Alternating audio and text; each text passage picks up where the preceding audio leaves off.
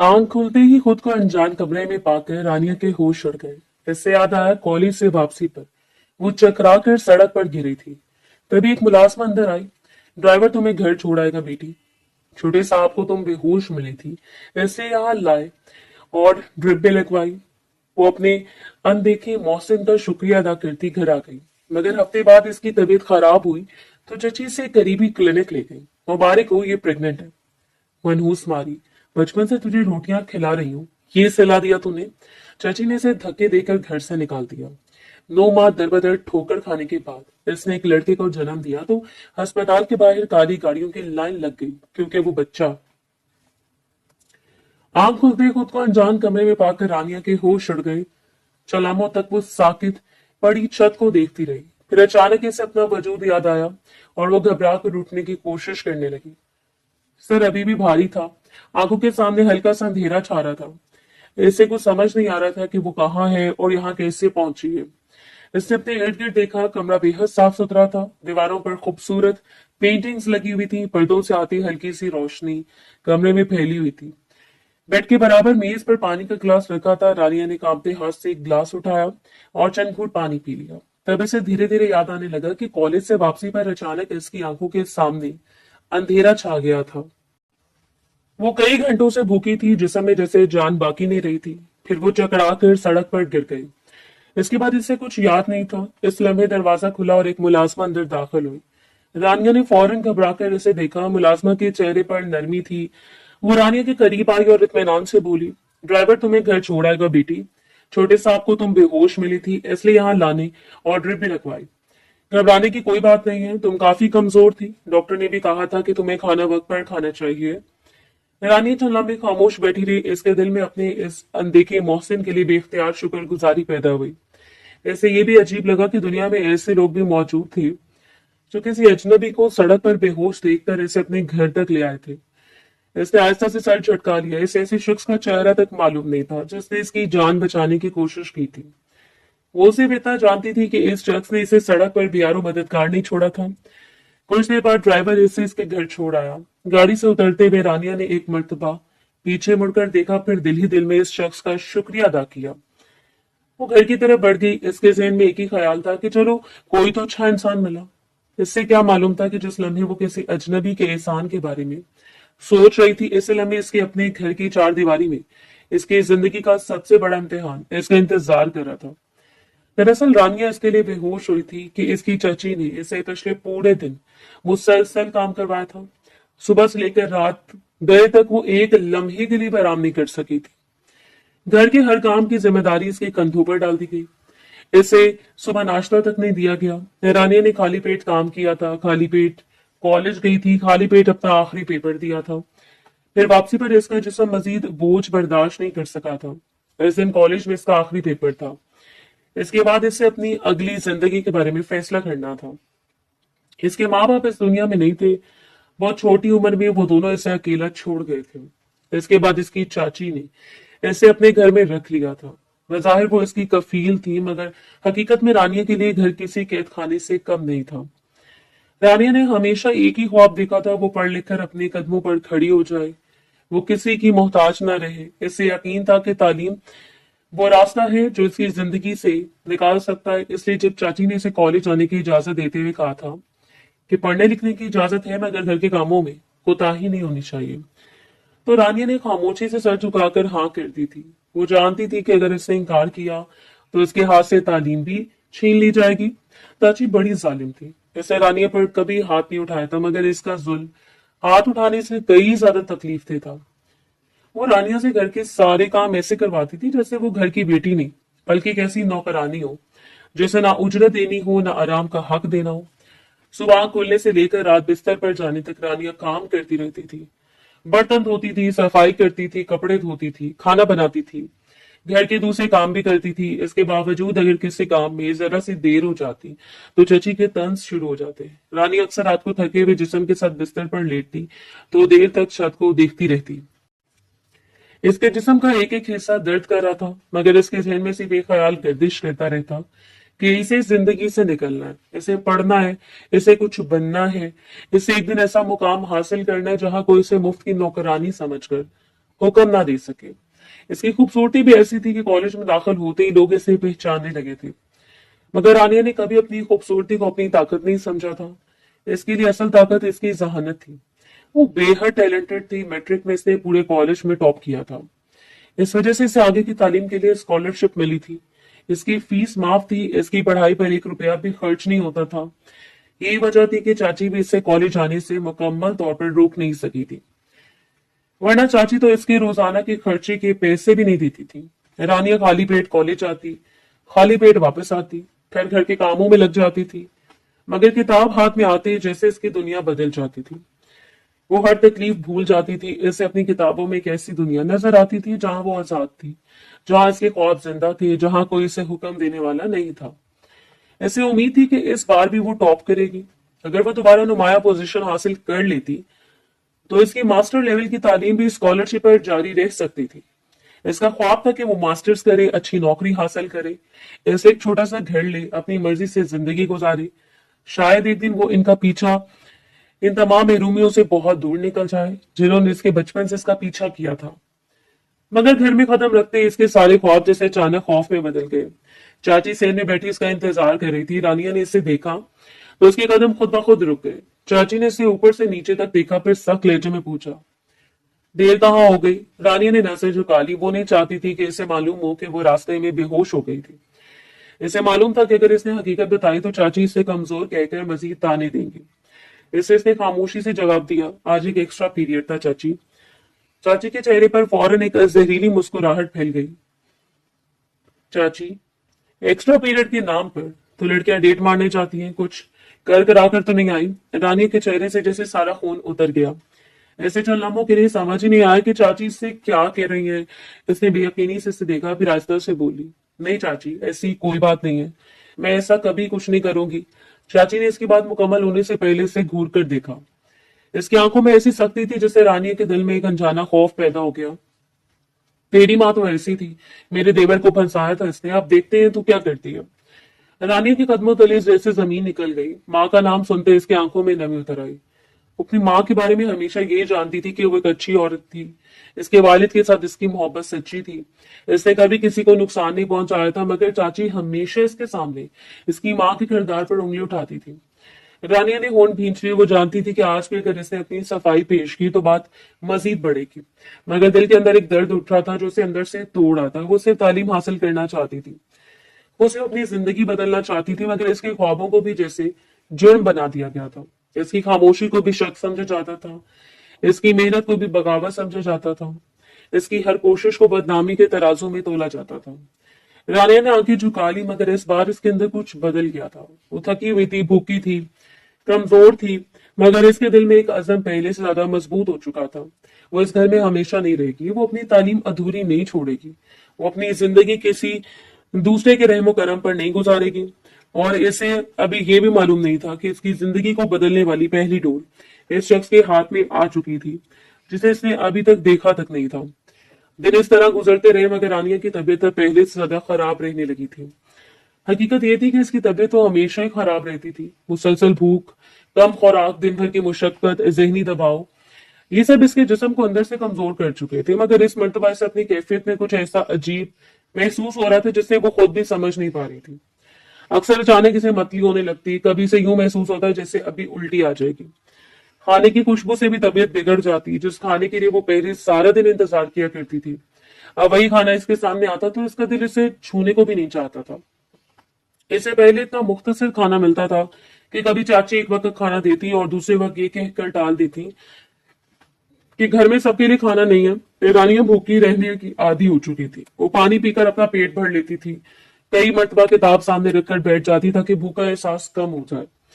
मगर मसला सिर्फ भूख का नहीं था, जो थोड़ा बहुत खाना इससे मिलता वो भी इसके हलक से नहीं उतरता था।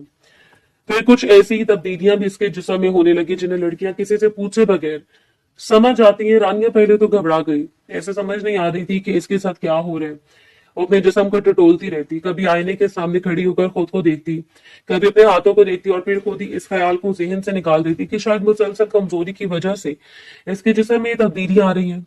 मगर एक दिन इसके जिस्म ने इसका साथ छोड़ दिया। वो घर के काम में मसरूफ थी कि अचानक इसकी आंखों के सामने अंधेरा छा गया। दीवारें घूमती हुई महसूस हुई। इसने अपने आप को संभालने के लिए मेज का सहारा लेना चाहा, मगर हाथ खाली फिजा में उठा और अगले लम्हे वो जमीन पर गिर चुकी थी। इस मरतबा वो बेहोश हुई तो होश में नहीं आई। चाची ने पहले से आवाजें दी, फिर पानी के छींटे मारे। जब रानिया ने कोई जवाब न दिया तो वो घबरा गई। अगर रानिया होश में होती तो शायद चाची से उठाकर अस्पताल कभी न ले जाती, मगर इस वक्त मामला मुख्तलिफ था। घर में एक बेहोश लड़की पड़ी थी जिसके बारे में किसी को मालूम नहीं था कि इससे क्या हुआ है।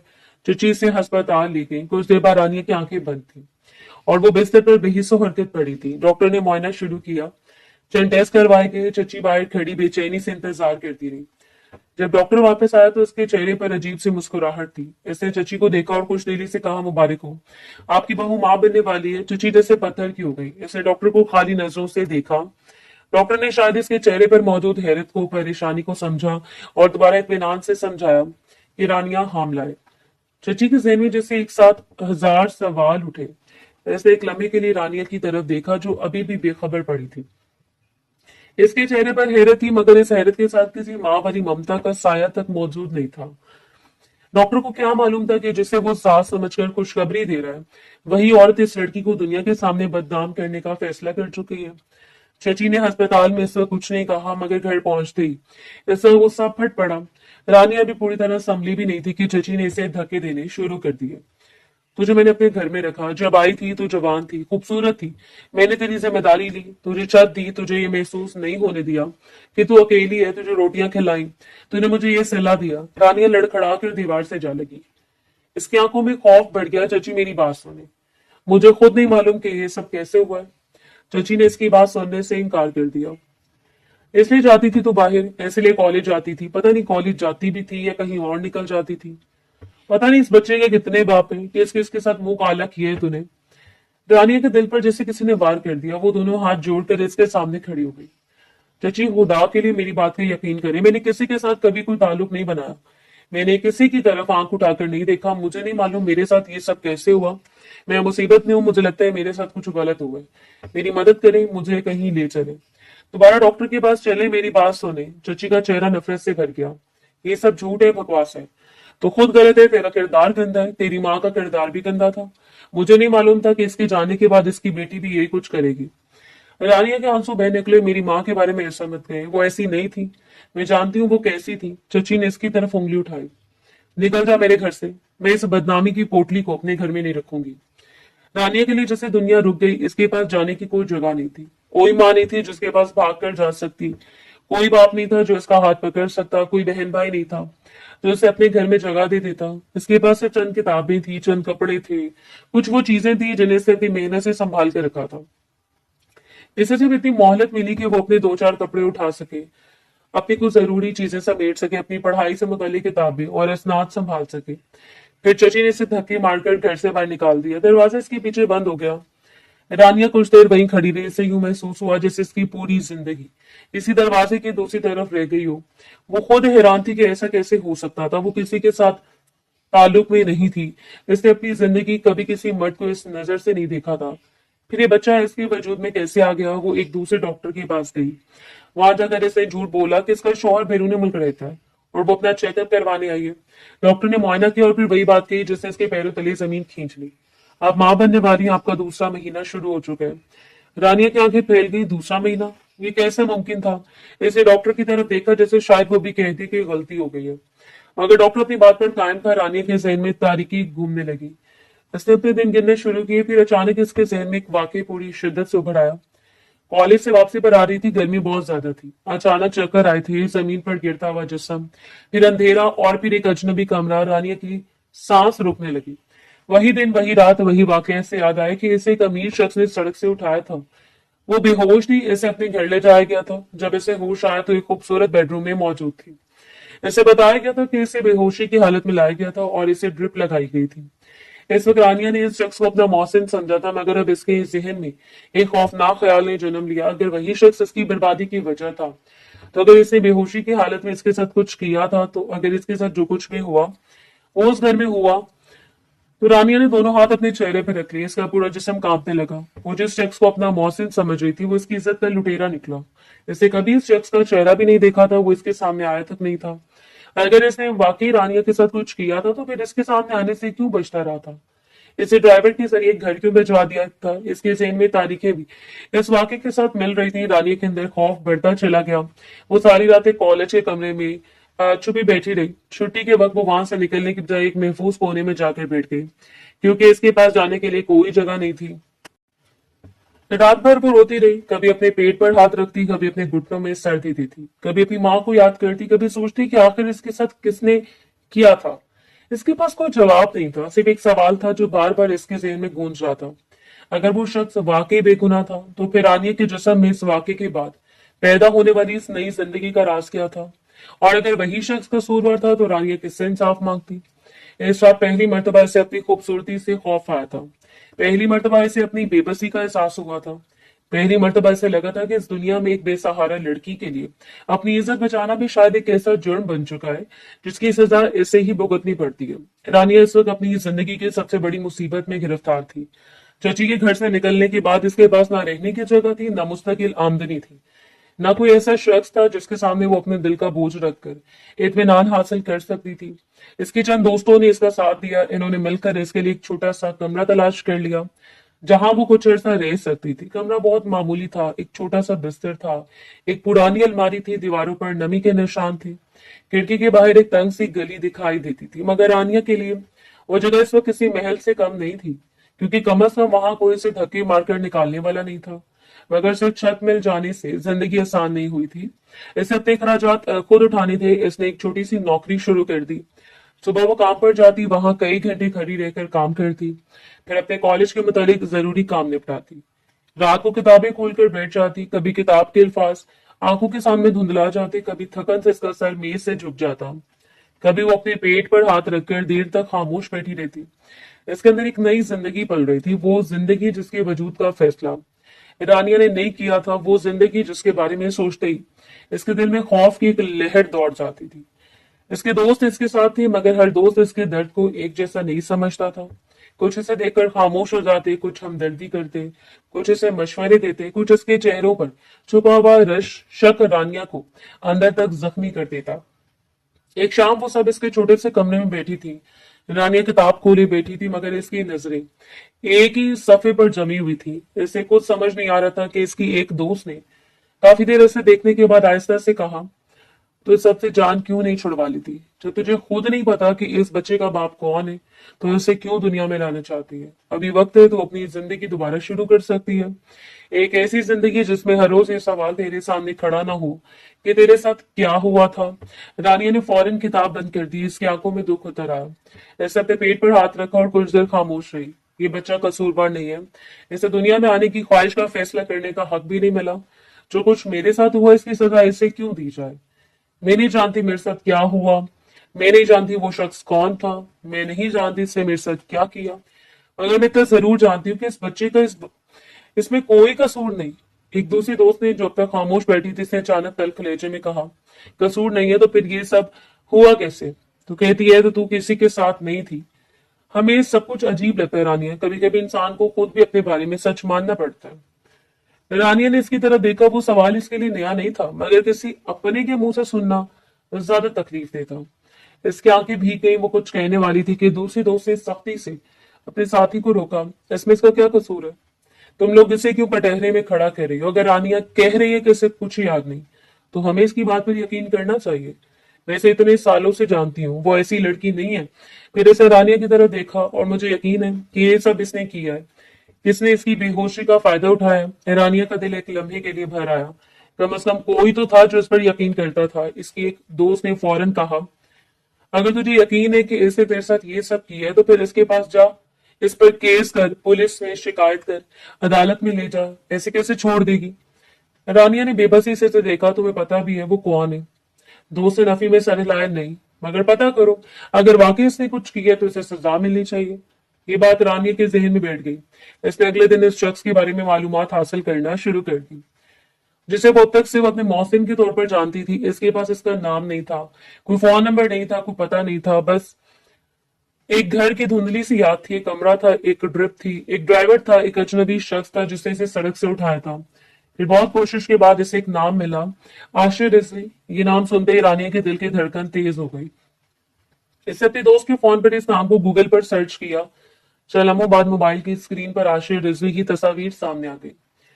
रानी की नजरें इस तस्वीर पर जम गई। वो इंतहाई खूबसूरत और जवान शख्स था। चेहरे पर संजीदगी थी, आंखों में ऐसी सख्ती थी जो तस्वीर के बावजूद महसूस हो रही थी। लिबास से लेकर अंदाज, हर चीज इस बात की गवाही दे रही थी कि वो किसी आम घराने का आदमी नहीं था। रानिया की दोस्त ने इसके बारे में मजीद मालूमात पढ़ी। फिर इसके चेहरे पर हैरत नमूदार हुई। आशिर रिजवी एक बहुत बड़ा नाम था, इतना बड़ा कि आम इंसान आसानी से इसके करीब जाकर खड़ा भी नहीं हो सकता था। इससे बात करना तो बहुत दूर की बात थी। कारोबारी दुनिया में इसका असर रसूख था। इसके ताल्लुकात बड़े लोगों से थे। इसके खानदान का नाम भी मामूली नहीं था। इसके बारे में जितनी मालूमात सामने आ रही थी, रानिया का खौफ इतना ही बढ़ता जा रहा था। इसने मोबाइल की स्क्रीन को देखा। इसके दिल में एक अजीब सी बेचैनी पैदा हुई। इसकी दोस्त ने तस्वीर को गौर से देखते हुए कहा, इसको तुम किसी किस्म की कोई कमी नहीं होगी, दौलत है, शोहरत है, इख्तियार है, शक्ल ऐसी है कि इसके पीछे तो लड़कियां मरती होंगी। जिसने ये सब कुछ तेरे साथ क्यों किया? रानिया ने नजर तस्वीर से हटा ली। इसके दिल में अपने साथ होने वाले वाक्य एक बार फिर ताजा हो गया। सड़क पर गिरना, बेहोशी, अजनबी घर, अजनबी कमरा, ड्रिप, फिर घर वापस पहुंच जाना। इसके अंदर गुस्सा भड़क उठा। जब शैतान इंसान के अंदर हो तो फिर वो ये कहाँ देखता है कि इसके पास क्या है और क्या नहीं है। इंसान की ख्वाहिश जब इसके जमीन पर गालिब आ जाए तो दौलत इसे नहीं रोकती, शोहरत इसे नहीं रोकती, इज्जत इसे नहीं रोकती। मर्द मौका तलाश करते हैं, जैसे ही इसे मौका मिलता है वो यही हरकत करता है। इसकी दोस्त ने कुछ कहने के लिए मुंह खोला, मगर रानिया ने हाथ उठाकर इसे रोक दिया। मैंने इस शख्स को कभी अपनी जिंदगी में नहीं देखा था। मैंने इसे बात तक नहीं की थी। मैं इस घर में अपनी मर्जी से नहीं गई थी। मैं बेहोश थी। अगर इसने मेरे साथ कुछ किया है तो इसने एक ऐसी लड़की के साथ किया जो इस वक्त अपने दिफा की काबिल भी नहीं थी। इससे बड़ा जुल्म क्या हो सकता है? इसकी आवाज टूटने लगी। मैंने इसे अपना मौसिन समझा था। मैंने सोचा था कि दुनिया में भी अच्छे लोग बाकी हैं। मैंने इसके लिए दिल से दुआ की थी। मुझे क्या मालूम था कि जिस शख्स के लिए मैं शुक्र अदा कर रही हूँ, शायद वही मेरी जिंदगी का सबसे बड़ा मुजरिम है। कमरे में खामोशी छा गई। रानिया ने दोबारा मोबाइल की स्क्रीन देखी। आशिर रिजवी की तस्वीर अब भी सामने थी। वो चेहरा जिसे देखकर किसी को ये अंदाजा नहीं हो सकता था कि इसके पीछे इतना खौफनाक राज छुपा हो सकता है। रानी ने मोबाइल बंद कर दिया, मगर इसके दिल में एक फैसला जन्म ले चुका था। वो आशिर रिजवी तक पहुंचेगी, चाहे इसे कितनी बड़ी दीवार क्यों ना अबूर करनी पड़े, चाहे इसके सामने कितनी ताकत क्यों ना खड़ी हो। वो इस शख्स से एक सवाल जरूर करेगी कि आखिर इस रात इसके साथ हुआ क्या था। और अगर इसके पास इस सवाल का जवाब नहीं था तो फिर रानी अपनी पूरी जिंदगी इसे जवाब की तलाश में गुजार देगी। वक्त इस तरह गुजरता रहा। 3 महीनों में रानिया की कॉलेज की पढ़ाई मुकम्मल हो गई। आखिरी इम्तिहान के बाद इसे ऐसा महसूस हुआ जैसे इसकी जिंदगी का एक दरवाजा बंद हो गया है, मगर दूसरा दरवाजा खुलने की बजाय इसके सामने एक लंबी तारीख सड़क आ गई है जिसके आखिर का इससे कुछ मालूम नहीं था। इसने जहाँ छोटी मोटी नौकरी शुरू की थी वही काम जारी रखा। सुबह सवेरे उठी, अपने बच्चे के लिए जो कुछ मुमकिन होता करती, फिर काम पर चली जाती। शाम को वापस आती तो जिस्म थकन से चूर होता, मगर इसके पास आराम करने की अयाशी भी नहीं थी। ऐसे रहने के लिए जो जगह मिली थी वो दरअसल किसी के घर की बैठक थी। एक छोटा सा कमरा था जिसमें एक बिस्तर रखा था। एक तरफ इसकी किताबें पड़ी रहती थी, दूसरी तरफ बच्चे के कपड़े, एक छोटा सा सामान का बैग। बस यही इसकी पूरी दुनिया थी। इसके दोस्त ने अपना रिश्तेदारों से इसके लिए ये जगह मांगी थी। इन्हें यही बताया था कि रानिया का शोहर बैरून मुल्क रहता है और वो कुछ अरसे के लिए अकेली रह रही है। घर वालों ने भी इसकी दोस्त के ताल्लुक की वजह से रहम खाकर इसे कमरा दे दिया था, मगर रानिया के दिल में हर वक्त खौफ मौजूद रहता था कि अगर हकीकत सामने आ गई तो वो भी इस शख्स से महरूम हो जाएगी। वो काम करती रही, मेहनत करती रही, पढ़ाई खत्म हो चुकी थी, मगर जिंदगी का इम्तिहान खत्म नहीं हुआ था, बल्कि असल इम्तिहान तो अब शुरू हुआ था। इससे सबसे ज्यादा जो चीज अंदर से खाए जा रही थी वो यही थी कि किसी ने इसका फायदा उठा लिया था और इसे इस वक्त तक कुछ मालूम नहीं हुआ था। इसे अपनी बेबसी पर गुस्सा आता, अपने जिस्म से खौफ महसूस होता। कभी अपने बच्चे को देखती तो दिल भर आता, कभी इस बच्चे को देखकर इसे वो रात याद आ जाती जिसके बारे में इसे कुछ मालूम नहीं था। वो अक्सर सोचती कि आखिर वो शख्स कैसा इंसान था जिसने एक बेहोश लड़की के साथ ऐसा किया। इसे अपने आप पर भी गुस्सा आता था, इसे दुनिया पर भी गुस्सा आता था, मगर सबसे ज्यादा इसे इस बात पर दुख होता था कि वो किसी से साबित भी नहीं कर सकती थी कि इसके साथ क्या हुआ था। 9 महीने इस तरह गुजर गए। 9 महीने जिनमें वो दर बदर धक्के खाती रही। कभी किसी के रहम पर रही, कभी किसी के ताने बर्दाश्त किए, कभी नौकरी की जगह पर जिल्लत सही, कभी भूख बर्दाश्त की, कभी रात भर अपने बच्चे को सीने से लगाए जागती रही। बीच में 1-2 मरतबा इसकी नौकरी भी छूट गई। कभी काम की जगह वालों ने इसे हालात देखकर निकाल दिया। कभी इसके बारे में सवालात शुरू हो गए, कभी इसके बच्चे की वजह से मसला पैदा हुआ। आहिस्ता आहिस्ता इसकी ज्यादातर दोस्तों ने भी इससे मुंह मोड़ लिया। कुछ के दिल में शक था, कुछ ने इससे फासले बना लिए थे। कुछ साफ कह देती थी कि हो सकता है रानिया ने खुद ही कुछ किया हो और अब सबके सामने मासूम बन रही हो। सिर्फ एक सहेली ऐसी थी जो अब भी इसके साथ खड़ी थी। वो खुद भी एक गरीब घराने से ताल्लुक रखती थी। इसके पास न इतने पैसे थे न इतने वसाइल कि रानिया की पूरी जिंदगी संभल सकती। मगर वो जब भी रानिया के पास आती तो इसके लिए कुछ ना कुछ जरूर लेकर आती। कभी दूध, कभी बच्चे के कपड़े, कभी राशन, कभी सिर्फ अपनी मौजूदगी लेकर आ जाती। रानिया जानती थी कि वो इससे ज्यादा कुछ नहीं कर सकती, फिर भी वो इसका एहसान कभी नहीं भूली। आखिर वो दिन भी आ गया जब रानिया ने एक सरकारी अस्पताल में अपने बच्चे को जन्म दिया।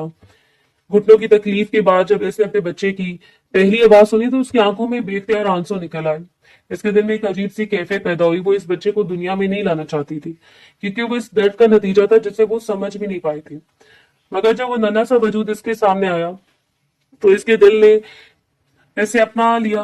वो इसका बच्चा था, इसका अपना खून, इसकी अपनी जान। इसने कांपते हाथों से इसे छुआ तो इसके दिल में पहली मर्तबा एक ऐसी मोहब्बत उतरी जिसे वो किसी नाम से बयान नहीं कर सकती थी। अल्लाह ने इसे बेटा दिया था, मगर मां बनने की कोशिश भी इसकी जिंदगी को आसान नहीं कर सकी। जिस दिन बच्चे की पैदाइश हुई, इस दिन इसे अस्पताल से जाने के लिए कह दिया गया। एक नर्स ने आकर साफ अल्फाज में कहा, बीबी बिस्तर खाली करो, बाहर मरीजों की लाइन लगी हुई है, तुम्हारा केस नॉर्मल हुआ है, तुम्हें मजीद यहाँ रुकने की कोई वजह नहीं है। रानिया ने अपने बच्चे को सीने से लगाया।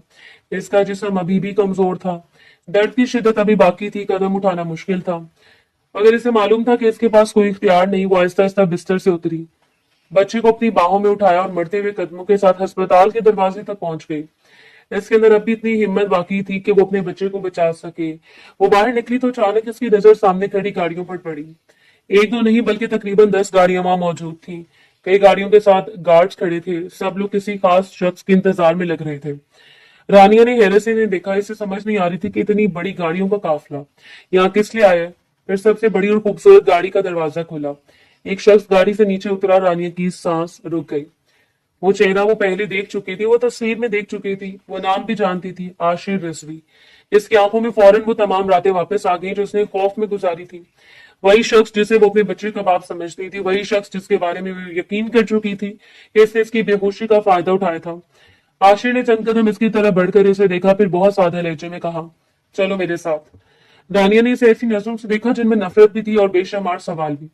आशिर ने इसके चेहरे पर मौजूद गुस्से को देखा, मगर इसके लहजे में कोई तब्दीली नहीं आई। वो सा घर जाकर कर लेना, मेरे साथ चलो। फिर इसकी नजर रानिया की बाहों में मौजूद नन्हे से बच्चे पर पड़ी। इसने आहिस्ता से बच्चे को उठाने के लिए हाथ आगे बढ़ाया, मगर रानिया ने फौरन अपने बच्चे को अपने सीने से लगाकर एक कदम पीछे हटा लिया। आशिर की आंखों में एक लम्हे के लिए अजीब सी कैफियत उभरी, मगर इसने खुद को संभाल लिया। साथ चलो रानिया। रानिया से देखती रही। वो जानना चाहती थी कि आखिर इसने ऐसा क्यों किया था। इसके दिल में बरसों जितने सवाल जमा थे वो सिर्फ एक शख्स के पास थे।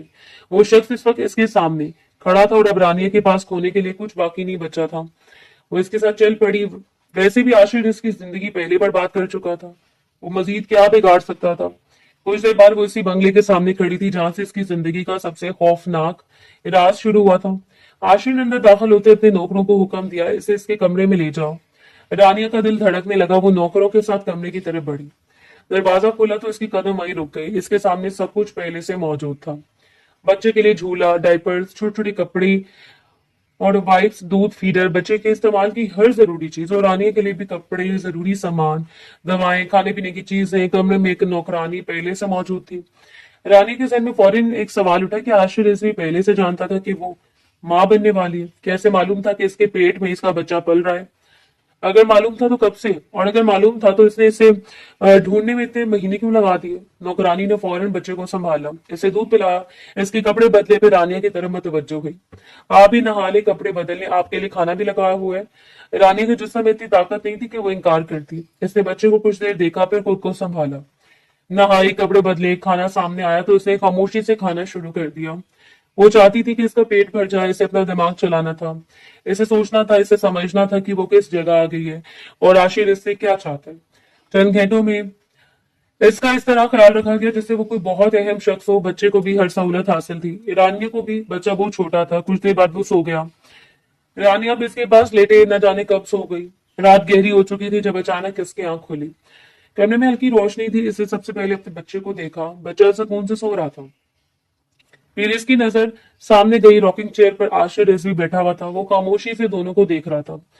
रानिया चंद लम्हे जैसे देखती रही, इसे मालूम नहीं था कि वो वहां कितनी देर से बैठा था। फिर अचानक इसने देखा कि आशिर अपने चेहरे से आंसू साफ किए। रानिया के अंदर एक अजीब सी बेचैनी पैदा हुई। ये शख्स रो क्यों रहा था? आशिर ने इसकी तरफ देखा, फिर बहुत आहिस्ता से बोला, मुझे माफ कर दो, मैं इस दिन बहक गया था। रानिया के चेहरे पर शदीद नफरत उभर आई। इसने अपने आंसू रोक लिए। अच्छा, मुझे देखकर बहक गए थे या पहले मदद करने का इरादा था? आशिर ने नजरें झुका ली। मदद करने का इरादा था। मैं तुम्हें उठाकर लाया था। मैंने तुम्हें इसलिए अपने घर लाया था ताकि तुम सड़क पर बेहोश पड़ी थी। मुझे नहीं पता था कि तुम्हारा घर कहाँ है, वरना मैं तुम्हें तुम्हारे घर छोड़ देता। मगर जब तुम्हें बिस्तर पर लिटाया है तो गौर से देखा तो मुझ पर शैतान हावी हो गया। रानिया ने इसे ऐसी नजरों से देखा जैसे वो इसके हर लफ्ज को परख रही हो। शैतान इस तरह हावी नहीं होता। पहले इंसान गलत नियत करता है, फिर शैतान इसे भड़काता है। शैतान इंसान के दिमाग में गलत नियत नहीं डाल सकता। अगर ऐसा होता तो फिर हमें आखिरत में अपने अमाल की सजा क्यों मिलती? नियत हमारी अपनी होती है। शैतान सिर्फ ये कहता है कि हाँ कर लो, कोई बात नहीं। आशिर खामोश हो गया। कुछ लम्हों के बाद इसने भारी आवाज में कहा, मुझे माफ कर दो। मैंने आज तक किसी से माफी नहीं मांगी। मुझे नहीं मालूम कि माफी कैसे मांगते हैं। रानिया ने इसकी तरफ देखा। आशिर के चेहरे पर पहली मर्तबा वो गरूर नहीं था जो उसने इसकी तस्वीरों में देखा था। ये मेरी औलाद है, मेरा बेटा है। मुझे 20 दिन पहले पता चला कि तुम माँ बनने वाली हो। तुम्हारी हालत बहुत बुरी थी। अगर मैं इस वक्त तुम्हारे सामने आ जाता तो शायद तुम कहीं भाग जाती, इसलिए मैं 20 दिन बाद तुम्हारे सामने आया हूँ। अब तुम इधर ही होगी। ये मेरे खानदान का वारिस है। रानिया की आंखों में तलखी उतर आई। अच्छा, और मैं कौन हूँ? आपके बच्चे की माँ? ये आपका सबसे बड़ा गुनाह है। आशिर ने चंद लम्हे इसे देखा। तुम्हारा भी इंतजाम हो जाएगा। तुम जो भी बनना चाहती हो वो तुम्हें बना दिया जाएगा। मुझे तुमसे शादी करने में कोई मसला नहीं है। रानिया ने एक लम्हे में खुद को बिस्तर से उठा लिया, जिसमें ताकत नहीं थी। बच्चे की पैदाइश को अभी चंद घंटे ही हुए थे, मगर इस वक्त इसके अंदर इतनी कुव्वत पैदा हो गई थी कि वो सीधी आशिर के सामने जाकर खड़ी हो गई। आशिर भी उठ खड़ा हुआ। रानिया ने इसकी आंखों में आंखें डालकर कहा, याद रखना कि तुम्हारी बीवी बनने के लिए मैं मरी नहीं जा रही हूँ। मैं सिर्फ ये जानने आई थी कि तुमने ये सब कुछ क्यों किया। मुझे मेरा जवाब मिल गया। अब मैं अपना बेटा लेकर यहाँ से चली जाऊंगी। आशिर का चेहरा सख्त हो गया। तुम जाओगी? मेरा बेटा यहाँ से नहीं जाएगा। और अगर तुमने कोई गलत कदम उठाने की कोशिश की तो फिर मेरे बेटे को मैं इतनी मोहब्बत दूंगा कि वो कभी तुम्हारे बारे में नहीं पूछेगा, क्योंकि तब तक तुम इस दुनिया में नहीं होगी। रानिया के कदम वही रुक गए। इसके अंदर खौफ की एक सर्द लहर दौड़ गई। वो शख्स खतरनाक था। इसके पास लोग थे, पैसा था, असर था, इख्तियार था, और सबसे बढ़कर इसके पास इस दुनिया के वो वसाइल थे जिनके सामने एक बेसहारा लड़की कुछ भी नहीं थी। रानिया के पास क्या था? सिर्फ एक नौमौलूद बच्चा, इसका अपना वजूद, और एक सच साबित करने के लिए इसके पास कोई गवाह नहीं था।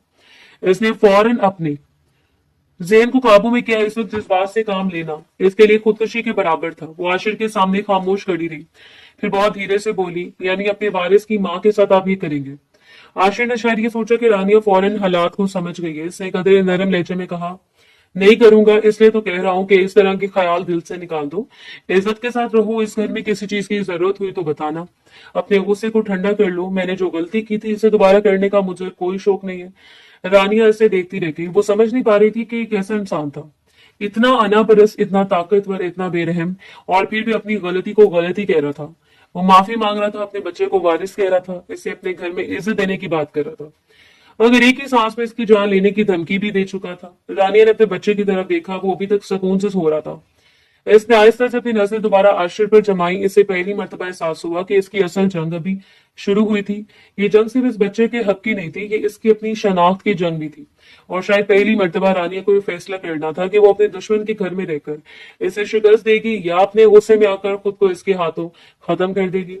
रानिया इसी घर में रहने लगी। इसके बच्चे को हर तरह की सहूलत मैसर थी। इसके लिए अलग झूला था, कपड़े थे, दूध था, दवाइयां थी, खिलौनों से लेकर रोजमर्रा की हर जरूरी चीज मौजूद थी। रानिया को भी अब भूखा नहीं रहना पड़ता था। इसके लिए एक अलग खाना बनता था, कपड़े आते थे, दवा वक्त पर मिलती थी, नौकरानी हर वक्त बच्चे के आसपास मौजूद रहती थी। रानिया के जिस्म को भी बच्चे की पैदाइश के बाद मुकम्मल आराम की जरूरत थी। ऐसे ऐसे घर के किसी काम के लिए नहीं कहा जाता था। एक दिन नौकरानी सुबह सवेरे इसके कमरे में आई तो रानिया ने देखा कि इसके हाथ में कुछ सामान था। वो खामोशी से चीजें रख रही थी। रानिया ने पूछा तो नौकरानी ने बताया कि बड़े साहब ने खास हुक्म दिया कि रानिया के लिए देसी मुर्गे की यखनी बनाई जाएगी, खालिस देसी आटे की मक्खन वाली रोटी बनेगी। खाने में ऐसी तमाम चीजें शामिल की जाएंगी जो बच्चे की पैदाइश के बाद औरत के लिए फायदेमंद समझी जाती है। रानिया कुछ देर खामोश रही। से अजीब लगा, जिस शख्स ने इसकी जिंदगी में सबसे बड़ा जख्म पैदा किया था वही अब इसके खाने पीने का ख्याल रखने का हुक्म दे रहा था। इसने नौकरानी से पूछा, तुम्हारे साहब ने ऐसा क्यों कहा? नौकरानी ने बड़ी सादगी से जवाब दिया, बीबी जब औरत बच्चा पैदा करती है तो इसको ऐसी खुराक खानी होती है, आखिर अभी तो आपने बच्चा पैदा किया है, आपको ताकत की जरूरत है। बड़े साहब ने कहा है कि आपके खाने में कोई कमी नहीं होनी चाहिए। रानिया खामोश हो गई। इसे समझ नहीं आ रहा था कि आशिर रिजवी के रवैये को किस नाम से पुकारे। वो इससे धमकी भी दे चुका था, अपनी गलती तस्लीम भी कर चुका था, माफी भी मांग चुका था, अब इसके लिए ऐसी खुराक का इंतजाम भी कर रहा था जैसे वो इस घर की कोई खास फर्द हो। कुछ देर बाद रानिया ने अचानक नौकरानी से पूछा, तुम्हारे साहब की शादी हुई है? नौकरानी ने फौरन जवाब दिया, हाँ बीबी हुई थी शादी, मगर 2 महीने में ही टूट गई थी। लड़की भी इनकी तरह बहुत अमीर खानदान से थी, दोनों खानदानों की मर्जी से शादी हुई थी, मगर ज्यादा अरसा नहीं चल सकी, वो छोड़कर चली गई। रानिया ने खामोशी से इसकी बात सुनी। इसके जहन में आशिर रिजवी का चेहरा आ गया, एक ऐसा शख्स जिसके पास दुनिया की हर आसाइश थी, दौलत थी, खानदान था, असर था, इख्तियार था, मगर इसकी अपनी अजदबाजी जिंदगी 2 महीने भी नहीं चल सकी थी। इसने कुछ देर बाद दोबारा पूछा, फिर दोबारा शादी नहीं हुई? नौकरानी ने कपड़े तय करते हुए जवाब दिया, हाँ दोबारा भी हुई थी, लेकिन उससे बच्चे नहीं हुए, फिर साहब ने इसको छोड़ दिया। रानिया के दिल में एक अजीब सा एहसास पैदा हुआ। इसे पहली मर्तबा अंदाजा हुआ कि आशिर की जिंदगी भी शायद इतनी सादा नहीं थी जितनी बाहर से दिखाई देती थी। वो कुछ कहने वाली थी कि नौकरानी अचानक अपनी हद से कुछ आगे बढ़ गई। बीबी वैसे आपका भी बड़ा ख्याल कर रहे हैं, लगता है आपसे भी शादी करेंगे।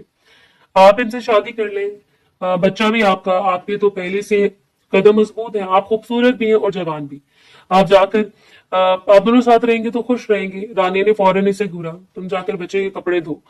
नौकरानी खामोश हो गई। रानिया ने रुख दूसरी तरफ कर लिया, मगर इसके जहन में वो बात रह गई, शादी, आशिर रिजवी से शादी।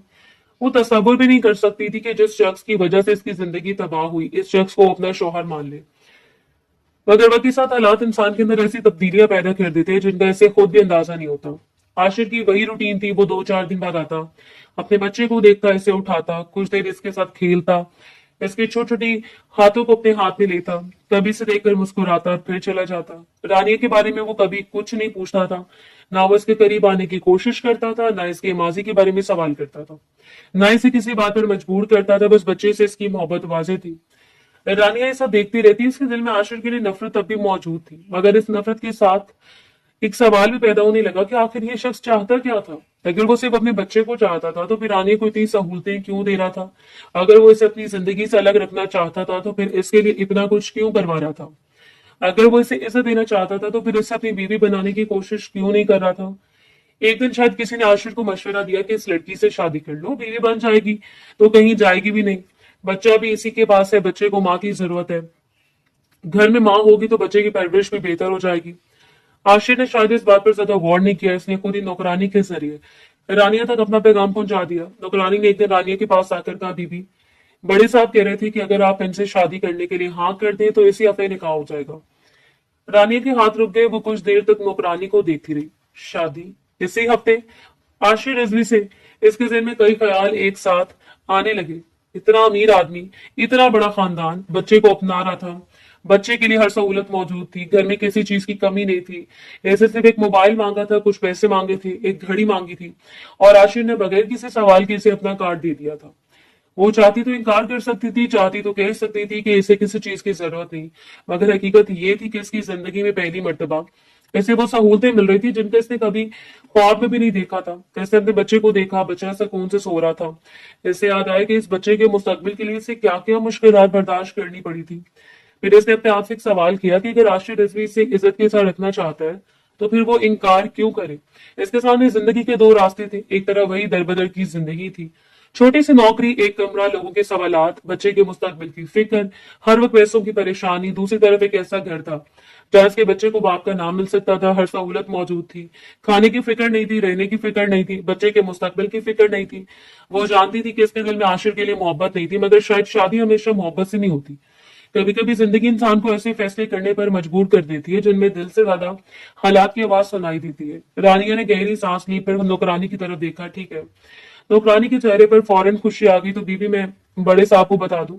रानिया ने अपने बच्चे की तरफ देखा। हाँ कह दो। इस हफ्ते इन दोनों का निकाह हो गया। ना कोई बड़ी तकरीब हुई, ना शोर, ना दिखावा। वो खुश थी जिसके ख्वाब लड़कियां अपने निकाह के दिन देखा करती हैं। बस चंद गवाह थे। एक निकाह ख्वाह था जो खासा मॉडर्न लग रहा था। ऐसे पेंट कोट पहना हुआ था। आशिर रिजवी था, रानिया थी, और एक ऐसा रिश्ता था जिसकी बुनियाद मोहब्बत पर नहीं बल्कि एक बच्चे, हालात, मजबूरी और गलती, माफी, इख्तियार और एक नामालूम मुस्तकबिल पर रखी जा रही थी।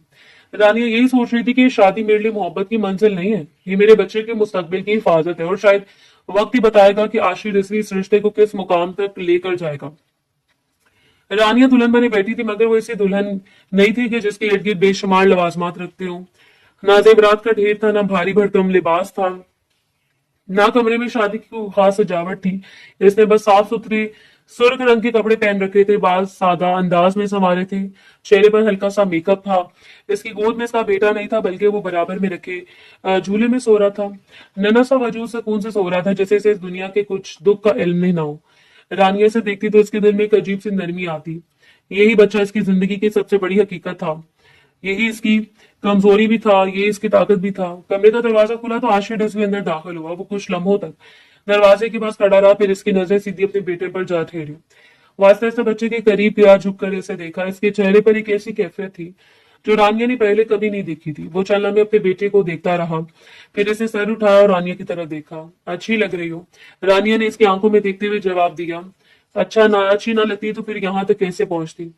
आशिर के होंठों पर हल्की सी मुस्कुराहट आई, मगर इसमें मोहब्बत नहीं थी, एक अजीब सा गरूर था। ऐसी कोई बात नहीं है, इस तरह की गलतफहमी में मत रहना। तुम्हारे जैसी औरत के साथ मैं गलती से तो सब कुछ कर सकता हूँ, मगर अपनी मर्जी से नहीं, क्योंकि तुम मेरे हसब नसब की बिल्कुल भी नहीं हो, तो मेरे मयार की नहीं हो, मगर मेरे बच्चे की माँ बन गई हो। इसलिए मुझे मजबूरी में ये शादी करनी पड़ी। रानिया ने चलमे से देखा। इसे इस बात पर हैरत नहीं हुई, शायद वो पहले ही जानती थी कि आशिर रिजवी के दिल में इसके लिए इज्जत का वो मुकाम नहीं था जिसका वो हक रखती थी। मगर इस रात वो दिल से बिल्कुल टूटने के बजाय अजीब तरह से मजबूत हो रही थी। इसे धीरे से कहा, चले मजबूरी में सही, लेकिन शादी तो हुई है ना, मैं आपकी बीवी तो हूं ना। आशिर के चेहरे पर वही गरूर आ गया। मैं खुद डिसाइड करूंगा कि मुझे तुम्हारा शौहर बनना है या नहीं, और तुम्हारे सर कैसे बदले। लगता है दौलत देकर नीयत बदल गई तुम्हारी। रानिया के होंठों पर अचानक एक मुस्कुराहट आई। वो मुस्कुराहट ऐसी थी जिसे देखकर आशिर के माथे पर बल पड़ गए। आपकी नीयत मुझे देखकर खराब हुई थी, तो मेरी नीयत आपकी दौलत को देखकर खराब हो गई। आशिर अभी इस जुमले का मतलब समझ ही रहा था कि रानिया ने अचानक अपने कपड़ों में छुपाया हुआ एक इंजेक्शन निकाला। वो एक लम्हे में इसके करीब पहुंची। आशिर को संभलने का मौका भी न मिला। रानिया ने इंजेक्शन इसके बाजू में लगा दिया। आशिर ने झटके से अपना बाजू पीछे किया। इसके चेहरे पर पहली मर्तबा हैरत साफ दिखाई दी। व्हाट द हेल, ये क्या हरकत है, क्या था ये। रानिया हंसने लगी, वो हंसी जिसमें कई महीनों का गुस्सा छुपा था। ये खास किस्म के जहर का इंजेक्शन था जो मैंने आपको लगा दिया। आपके पास 2.5 घंटे का वक्त है, इसके बाद आप 15 मिनट के अंदर मर जाएंगे। अगर आपको मेरी बात का यकीन नहीं है तो 2.5 घंटे इंतजार कर लें, या फिर मेरे सारे मुतालबात माने तो मैं आपको इसका एंटीडोट लगा देती हूँ। वो भी मेरे पास है। इससे दूसरा इंजेक्शन निकालकर आशिर को दिखाया। आशिर चलमों तक इसे देखता रहा, फिर इसने अपने बाजू की तरफ देखा। इसके चेहरे का रंग बदलने लगा। ऐसा नहीं हो सकता, तुम झूठ बोल रही हो। रानिया ने सुकून से जवाब दिया, फिर ठीक है, आप वेट कर ले, मुझे कोई मसला नहीं। वैसे भी अब मैं आपकी बीवी हूँ, आप मर जाएंगे तो वैसे भी आपका सब कुछ मेरा ही हो जाएगा। आशिर ने इसे घूरा। इसके माथे पर पसीना नमूदार होने लगा। बोलो क्या चाहिए तुम्हें। रानिया ने फौरन एक फाइल इसके सामने रख दी। इन कागजात पर साइन कर दें। आशिर ने फाइल खोली। इसकी आंखें चल लम्हों तक तहरीर पर दौड़ती रही। इसमें क्या लिखा है। रानिया ने देखा कि इसके चेहरे पर पहले जैसा इत्मीनान नहीं था। इसमें लिखा है कि आपका मेरे बेटे पर कोई हक नहीं है। अगर आपने मुझे या मेरे बेटे को ढूंढने की कोशिश की या हमारा पीछा किया तो आप मुजरिम होंगे। आप मेरे बेटे को मुझसे छीनने की कोशिश नहीं करेंगे, आप मेरे पीछे कोई आदमी नहीं लगाएंगे। आशिर ने कुछ कहने के लिए लब खोले, मगर फिर अपने बाजू को देखा। इसकी तबीयत वाकई खराब होने लगी थी। इसने फौरन कलम उठाए, दस्तखत कर दिए। रानिया ने दूसरा कागज इसके सामने रख दिया। अब ये भी साइन करे। आशिर ने गुस्से में से देखा, इसमें क्या है।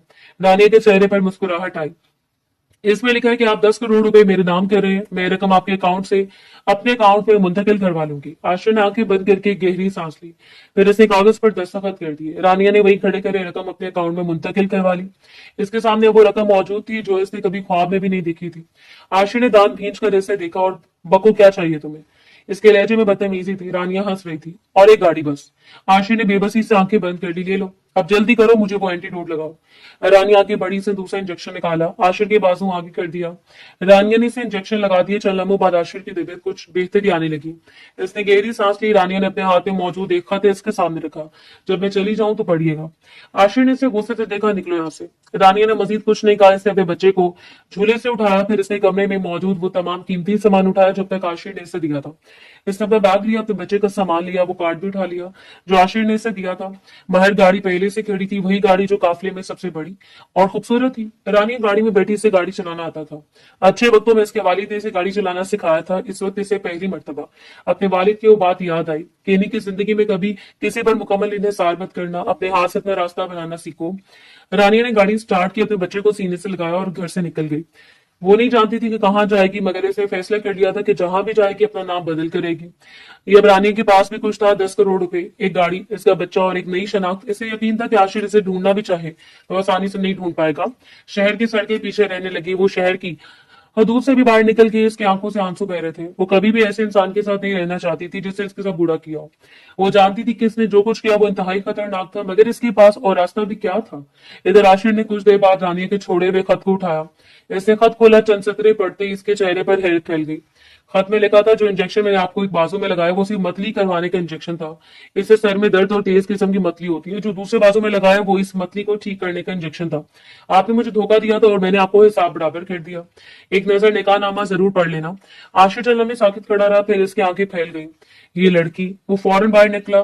इससे अपने लोगों को गाड़ियां निकालने का हुक्म दिया। काफिला सड़क पर निकल गया, मगर बहुत देर हो चुकी थी। इसे मालूम भी नहीं था कि रानिया किस तरफ गई है। रानिया शहर की हदूद से बहुत दूर निकल चुकी थी। आशिर के जहन में अचानक एक और ख्याल आया, निकाहनामा। वो वापस अंदर गया, फाइल खोली, निकाहनामा सामने रखा, ऐसे कागज पर नजर दौड़ाई। फिर अचानक इसके चेहरे का रंग बदल गया। रानिया ने दस्तखत जरूर किए थे, मगर नाम रानिया नहीं था, वहां हानिया लिखा हुआ था। आशिर के हाथ में पकड़ा हुआ कागज कांपने लगा। इसका मतलब यह था कि इन दोनों का कानूनी तौर पर निकाह हुआ ही नहीं था। निकाह के वक्त रानिया ने इससे इसका असल नाम नहीं पूछा गया। इसे दिल से कबूल करवाने की कोशिश नहीं की गई। इसे अपनी जुबान से भी कबूल नहीं किया गया। सिर्फ कागजात सामने रखे गए थे और दस्तखत करवा लिए गए थे। आशिर ने आंखें बंद कर ली। जिस रिश्ते को वो अपना हक समझ रहा था वो हकीकत में वजूद ही नहीं रखता था। रानिया इसकी बीवी नहीं थी, कानूनी तौर पर इसकी बीवी नहीं थी। इसने अपना समझा था, मगर रानिया ने इस ताल्लुक को कबूल भी नहीं किया। आशिर ने गुस्से से मेज पर हाथ मारा, मगर अब इस गुस्से का कोई फायदा नहीं था। रानिया जा चुकी थी। वो अपने बच्चे को लेकर एक दूसरे शहर की तरफ निकल चुकी थी। इससे अपनी शनाख्त बदल ली थी। अब इसके पास 10 करोड़ रुपए थे, एक गाड़ी थी, बैंक में रकम थी, इसके बच्चे के लिए जरूरत की हर चीज थी। इसे किस चीज की कमी नहीं थी। सिर्फ एक चीज की कमी थी, सुकून की, और शायद वो भी एक दिन इसे मिल जाता, मगर इस दिन के लिए रानिया को बहुत तवील रास्ता तय करना था।